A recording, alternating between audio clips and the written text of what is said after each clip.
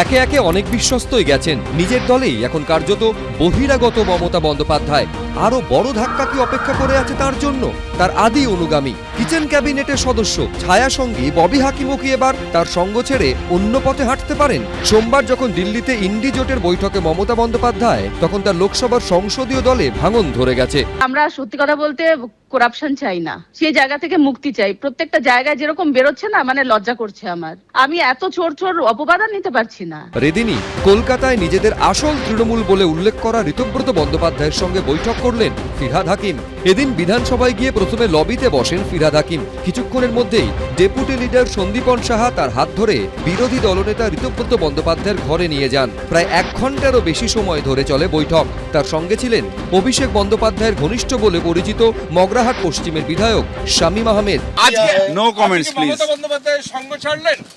No comments please. Mamata বন্দ্যোপাধ্যায়ের সঙ্গ ছাড়লেন?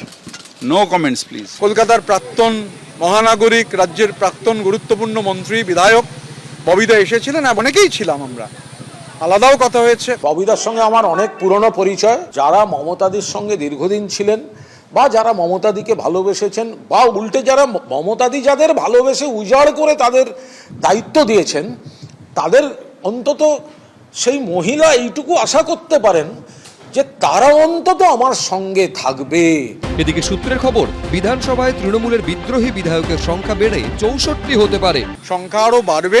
আজকে কোনো সিগনেচার হয়নি। মাননীয় স্পিকার যখন আসবেন, আরো যারা চিঠি দিতে চান, যারা সেটা আমরা আলোচনা করে আমরা বসে আলোচনা করব। সব মিলিয়ে মহা সংকটে মমতা বন্দ্যোপাধ্যায়। ঘুরে দাঁড়ানোর আদৌ কি কোনো জায়গা আছে? কৃষ্ণেন্দু অধিকারী, এবিপি আনন্দ। কলকাতা মেট্রোর মানচিত্রে এবার লাগতে চলেছে গোলাপি আভা। মেট্রো এক্সপেনশনের জন্য তারও প্রজেক্টগুলো ছিল, যা রেলওয়ে বোর্ড স্যাংশন করেছে। রেল মন্ত্রক সূত্রে খবর, পশ্চিমবঙ্গে ডাবল ইঞ্জিন সরকার আসতেই বরানগর থেকে ব্যারাকপুর পিঙ্ক লাইনে মিলেছে সবুজ সংকেত। মমতা বন্দ্যোপাধ্যায় রেলমন্ত্রী থাকাকালীন 2010 সালে বরানগর থেকে ব্যারাকপুর মেট্রো রুটের প্রস্তাব দেওয়া হয়েছিল। তারপর গত 1.5 দশকে এক চুলো এগোয়নি কাজ।